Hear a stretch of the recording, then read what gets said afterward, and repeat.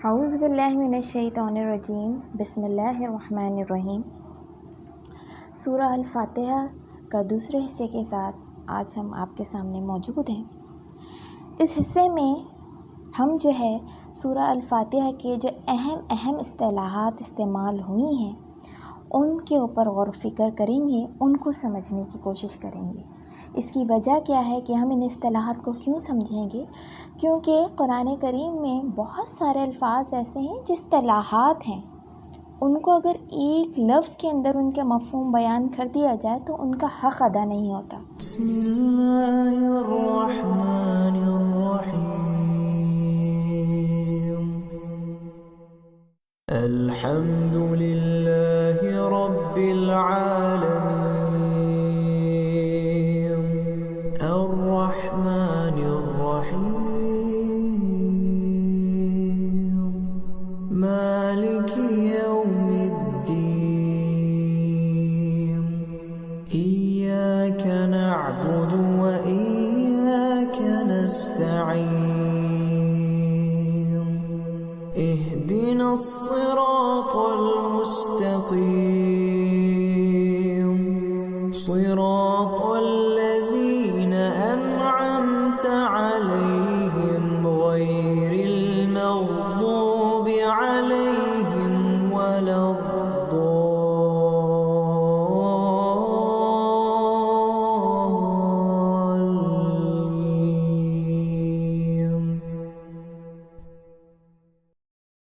اور جب اس کا حق ادا نہیں ہوتا تو اس کا معنی و مفہوم جو ہے، معنی و مفہوم ہمیں سمجھ نہیں آتا کہ اللہ تعالیٰ آخر ہم سے وہاں چاہتے کیا ہیں۔ تو اس لیے یہاں میں نے 6 اصطلاحات نکالی ہیں سورہ الفاتحہ کی، تاکہ جب ہم انہیں بہتر طور پر سمجھ لیں اور وہ ہمارے ذہن نشین ہو جائیں تو ہمیں مزید آگے جو سورہ ہے مطلب اس کو باربط ترجمے اور تفسیر کے ساتھ جب ہم سمجھیں گے تو ہمیں سمجھنے میں آسانی ہوگی۔ تو ہم آتے ہیں، سب سے پہلی جو اصطلاح ہے اس کی حمد۔ الحمدللہ میں جو سب سے پہلی اصطلاح استعمال ہوئی ہے وہ کیا ہے؟ حمد۔ ابھی ہم جتنے بھی تراجم پڑھتے ہیں وہاں پر یہی ترجمہ لکھا ہوتا ہے کہ تمام خوبیاں صرف اللہ ہی کے لیے ہیں، اس میں تو کسی قسم کا کوئی شک یا ابہام کی بات ہی نہیں ہے۔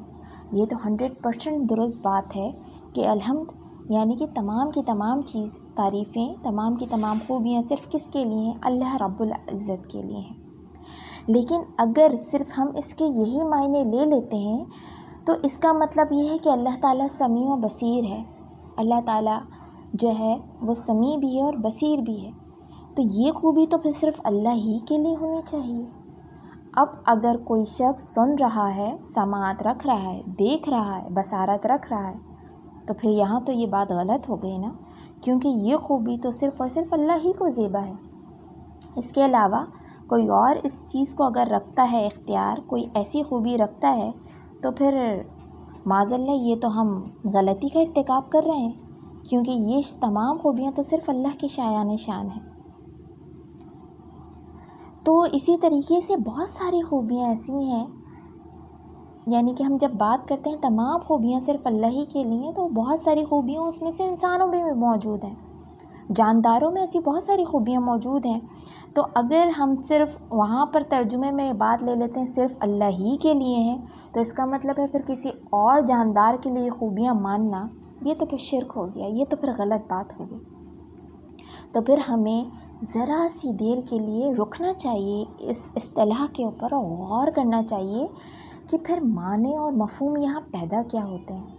اس صورت میں اللہ تعالیٰ اس لفظ کے ذریعے یعنی قرآن کی ابتدا ہو رہی ہے، الحمدللہ پہلا لفظ ہے، تو اتنے کیا معمولی سے معنی ہوں گے اگر ہم لے لیں تمام تعریفیں اللہ کے لیے؟ اس میں تو کوئی بہت زیادہ زور اور مدلل انداز پیدا نہیں ہو رہا ہے، ہم نے تو بڑے جنرل معنی مفہوم لے لیے۔ دوسرا پھر میں نے جیسے کہا کہ دوسرے لوگوں پر اگر ہم اس کا اطلاق کر رہے ہیں تو پھر بات تو غلط ہو جا رہی ہے۔ تو پھر ہمیں یہاں سمجھنا ہے کہ یہاں الحمد کے معنی کا ہے، کیا مطلب ہمیں سمجھنا چاہیے۔ تو دیکھیے، جہاں تک میں نے غور و فکر کیا ہے تو میرے جو بات سمجھ میں آئی ہے وہ میں آپ کے سامنے رکھتی ہوں کہ الحمد کے معنی کیا ہیں۔ اے لوگوں، اللہ تعالیٰ ہم سے یہاں مخاطب ہوتے ہیں، ہم سے کہتے ہیں، کیا کہتے ہیں؟ اے لوگوں، وہ خوبیاں اور کمالات جو تم اپنے بزرگوں میں مانتے ہو، مطلب کیا ہے؟ مطلب بگڑی بنانا، بیڑا پار کروانا، لوگوں کی مصیبتیں دور کرنا، غیب کا حال جاننا، دور و نزدیک سے سننا، مال عطا کرنا، اولاد کا عطا کرنا، رزق دینا، برکت دینا، شفا دینا، حاجتوں کا پورا کرنا، بارش برسانا، رکاوٹوں کو دور کرنا، یہ صرف اور صرف کس میں مانو؟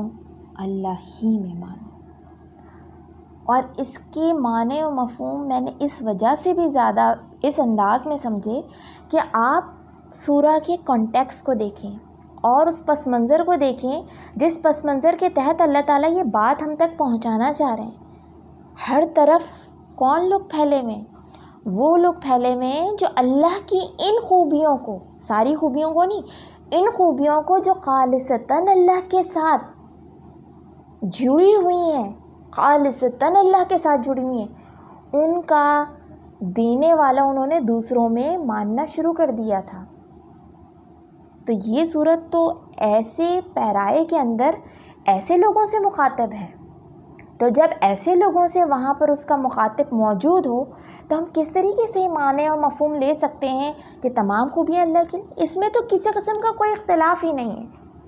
تمام مذاہب، جتنے بھی الہامی مذاہب ہیں یا غیر الہامی مذاہب ہیں، وہ ڈائریکٹلی یا انڈائریکٹلی طور پر مانتے اللہ ہی کو ہیں،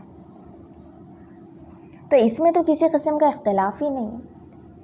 تو اس لیے ایسی خوبیاں جن کو خالصتاً صرف اور صرف اللہ ہی کے ساتھ منسوب کرنی چاہیے، اگر ان خوبیوں کو آپ دوسرے لوگوں میں ماننا شروع کر دو، دوسری ہستیوں میں ماننا شروع کر دو، تو ایسے لوگوں کو اللہ تعالیٰ یہاں پر جو ہے وہ مخاطب کر کے فرما رہے کہ الحمدللہ وہ تعریف، وہ باتیں، وہ خوبیاں، وہ کمالات جو تم دوسرے لوگوں میں مان رہے، دوسری ہستیوں میں مان رہے، صرف اور صرف کس میں مانو؟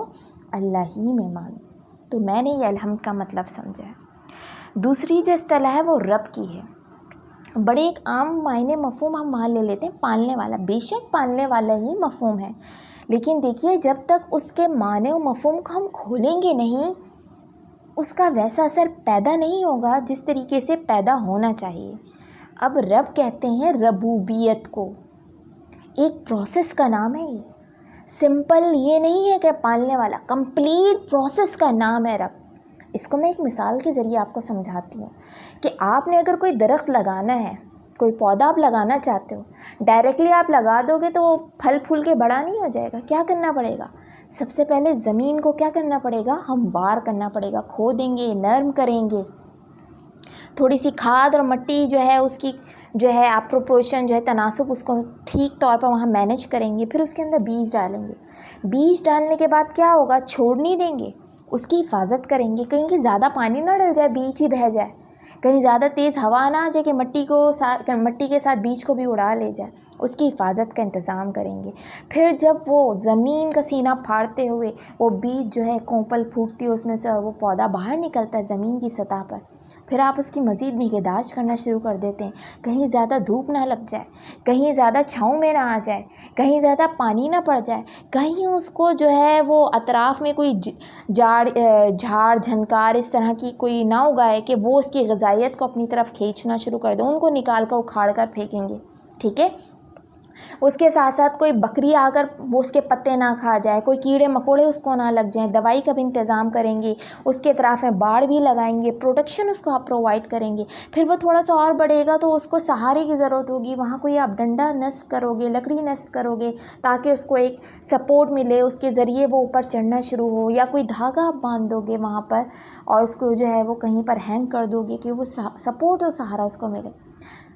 کب تک آپ اس کی کیئر کرتے رہو گے؟ جب تک وہ ایک تناور درخت نہیں بن جاتا۔ ہر روز اس کو جن جن چیزوں کی آپ ضرورت ہے، مناسب سورج کی روشنی، مناسب پانی، مناسب ہوا، ہر چیز کا آپ اس کے خیال رکھتے ہو، اس کو کہتے ہیں رب۔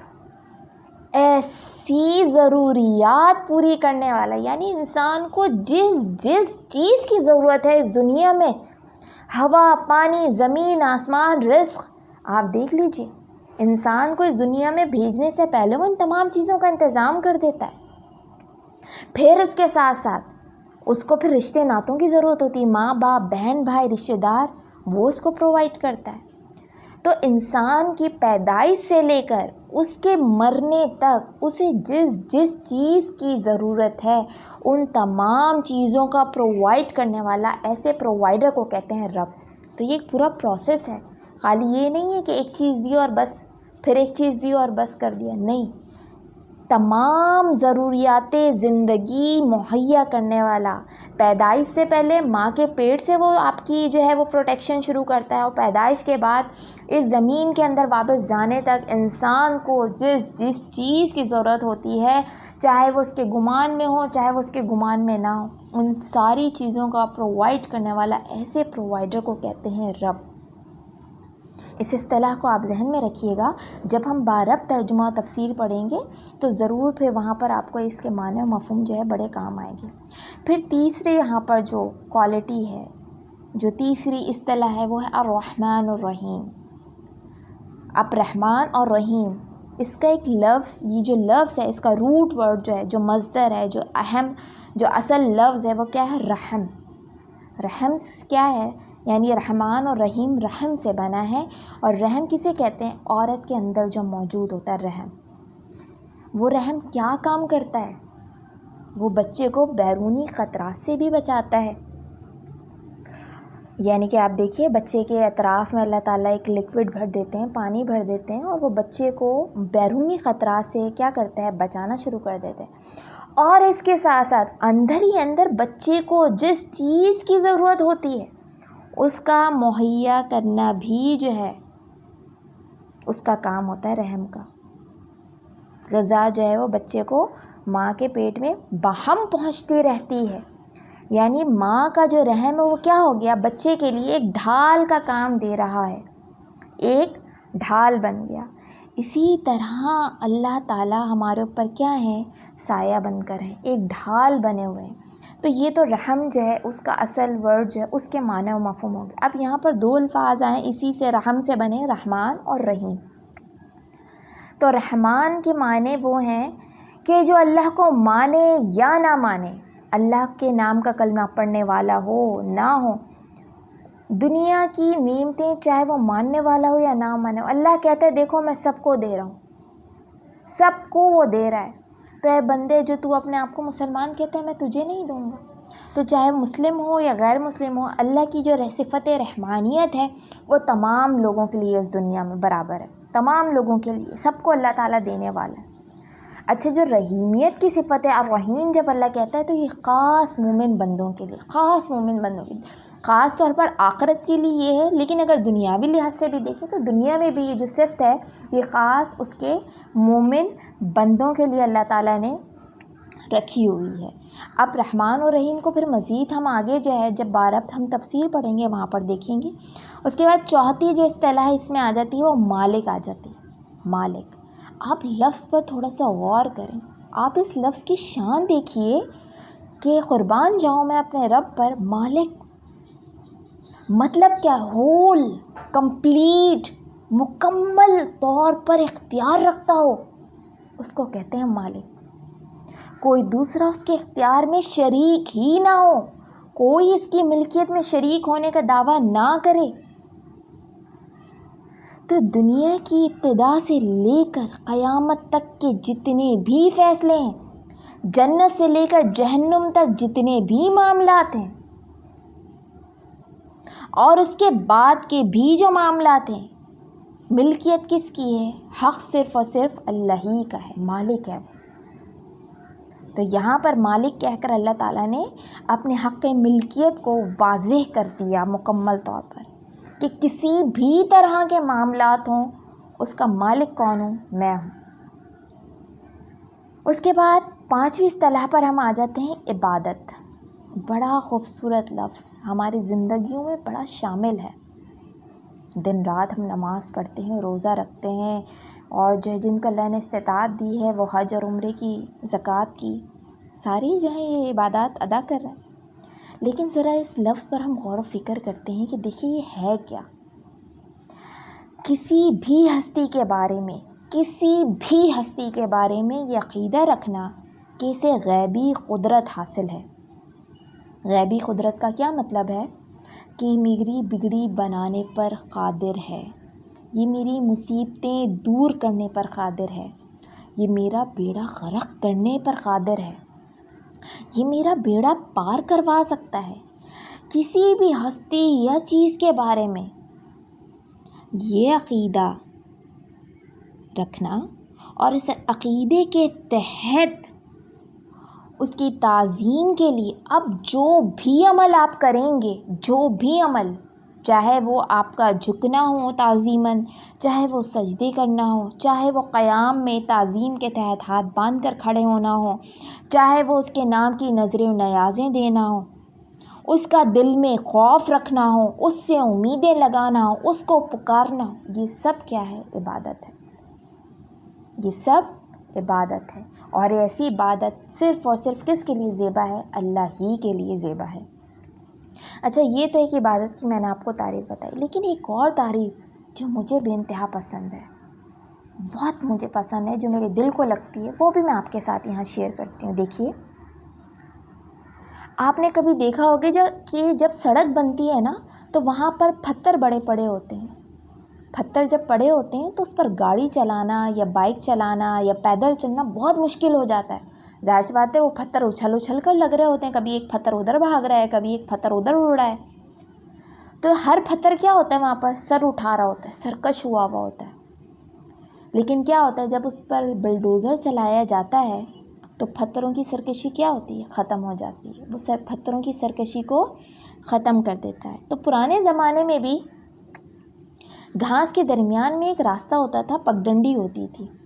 وہ پگڈنڈی کیسے بنتی تھی کہ لوگ کیا کرتے تھے، وہ اس پر گھاس ہوتی تھی، تو لوگ جب مسلسل اس گھاس پر چلتے تھے نا، جب مسلسل ادھر آمد و رفت جاری ساری رہتی تھی تو وہاں کی گھاس جو تھی وہ دب جاتی تھی، تو جو راستہ بن جاتا تھا نا، اس راستے کو کہتے تھے الطریق المتعبد، یعنی ایسا راستہ جس کو کوٹ کر کچل کر وہاں کی جو سرکشی تھی نا، اس گھاس کی، وہاں کی پتھروں کی، اس کو ختم کر دیا گیا۔